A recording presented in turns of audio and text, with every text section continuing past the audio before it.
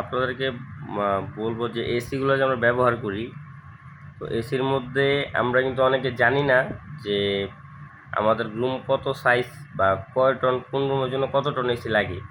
তো আমি একটা ছোট্ট একটা ধারণা দিয়ে দিই, হয়তো অনেকে জানে অনেকে জানে না, তো এটা কিছু মানুষ উপকৃত হবে।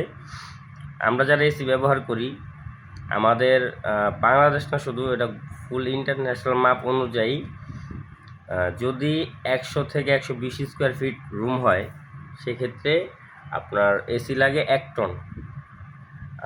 120 থেকে 180 স্কোয়ার ফিটের মধ্যে এসি লাগে 1.5 টন। 180 থেকে 210 কি 220 পর্যন্ত লাগে 2 টন। এখন অনেক ক্ষেত্রে হয় কি, আমরা এসি কিনি বাসায়, অনেক সময় নতুন এসি কিনি, যে কোনো ব্র্যান্ডের এসি কিনি। তো কেনার পরে হয় কি, এসিগুলো আমরা যখন লাগাই, আমাদের পরিপূর্ণ ঠান্ডা হয় না। অনেক সময় অনেকের হয় কি, রাত্রে ঠান্ডা হয়, দিনে ঠান্ডা হয় না। তো আমাদের বর্তমানে যে ওয়েদার, ওই ওয়েদার হচ্ছে মাঝে মাঝে, যেমন আমাদের গত বছর টেম্পারেচার ছিল 46 ডিগ্রি টেম্পারেচার। আর আমাদের বাংলাদেশে কিন্তু এই 46 ডিগ্রি টেম্পারেচার আগে ছিল না, সর্বোচ্চ 40, 42, 43 হইতো, 38, 40ই থাকতো। এখন এই অতিরিক্ত ওয়েদারের কারণে আমাদের যে বাসার ছাদগুলো থাকে, টপ ফ্লোরে যাদের বাসা হয়, বা যে যাদের সাইড দেয়ালে বেশি পরিমাণ গরম হয়, ওই ক্ষেত্রে কি হয়, আমাদের এসি লাগাইতে হয় 1 টন।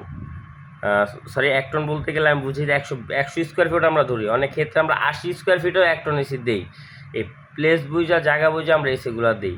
তো সেক্ষেত্রে আমরা যদি এসি ব্যবহার করি, আমরা এটা যদি এই মাপটা যদি রাখতে পারি, তাহলে আমরা প্রপার এসি কিনতে পারবো। আমরা যদি কোথাও এসি কিনতে যাই, আমাদের কিন্তু আগে বলে যে আপনি কত স্কোয়ার ফিটে এসি মানে আপনার রুম কত সাইজ, এই সাইজটা বলে। তো আমরা যদি অ্যাকুরেট সাইজ অনুযায়ী আমরা এসিগুলো কিনি, সবাই এসিগুলোর জন্য উপকৃত হবেন। আর আমরা সবাই ভাবি যে ইনভার্টার কিনবো না নন ইনভার্টার এসি কিনবো। এখন দেখেন ভাই, আমরা যেহেতু বাংলাদেশে থাকি, আমরা কিন্তু অবশ্যই ইলেকট্রিক বিলের চিন্তাটা করি যে আমাদের কত টাকা ইলেকট্রিক বিল আসবে, কত টাকা আমাদের এসি চালিয়ে সেভ হবে। দেখেন, নর্মালি একটা নন ইনভার্টার এসি যদি আমরা কিনি, সেই ক্ষেত্রে এসিগুলা যদি আমরা 8 ঘন্টা থেকে 10 ঘন্টা ব্যবহার করি, মাস শেষে এসিটা 3500 থেকে 4000 টাকা বিল আসবে। যেহেতু আমাদের বাংলাদেশে ইউনিটগুলো বাড়ে, ইউনিট বাড়লে বিল বাড়ে, তো 3500 থেকে 4000 টাকা একটা 1.5 টন এসিতে বিল আসবে। আমরা 1.5 টন এসির একটা হিসাব করি। আর যদি আমরা ইনভার্টার এসি কিনি, সেক্ষেত্রে বিলটা অর্ধেক চলে আসবো, আপনার 1500 থেকে 1800 টাকা কি 2000 টাকা সর্বোচ্চ বিল আসবে। এখন এর মধ্যে যদি আমরা এসি ওরকমভাবে ব্যবহার করি, এখানে ব্যবহার একটা বিষয় আছে। এখন আমরা করি কি, এসিগুলো কিন্তু ঠিকমতো প্রপার সার্ভিস করি না। সার্ভিস না করলে বিল বেশি হওয়ার একটা কারণ থাকে। আর এসি সচরাচর চালানোর নিয়ম হচ্ছে 24 থেকে 26, কিন্তু আমরা করি কি, এসি ঠিকমতো ঠান্ডা না দিলে, ওই যে আমরা ঠিকমতো সার্ভিস করি না। তো সেক্ষেত্রে কী করি, এসিগুলো আমরা 16, 18তে দিয়ে এসি চালাই। সেক্ষেত্রে কী হয়, এসি আউটডোরটা অটো কম হয়, আউটডোর চলে বেশি, আর কারেন্ট বিলও বেশি আসে। আর ইনভার্টার, যেটা বলতে চেয়েছিলাম যে ইনভার্টার এসি কিনবো না নন ইনভার্টার এসি কিনবো, সেক্ষেত্রে আমরা অবশ্যই যারা লং টাইম ইউজ করেন, বাসা হোক অফিস হোক, লং টাইম যারা ইউজ করেন, আমি মনে করি তাদের ক্ষেত্রে নন ইনভার্টার এসিটাই বেস্ট।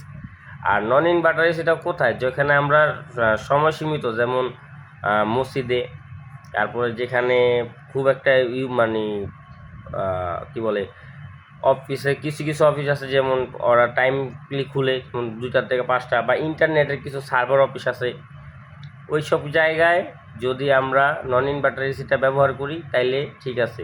বাট ইনভার্টার এসিটা ওই সব জায়গার জন্য না, কারণ একটা নন ইনভার্টার এসি একটা যদি ও চলে, কুইক ঠান্ডা দিবে, ও ঠান্ডার সময় লাগে না দিতে।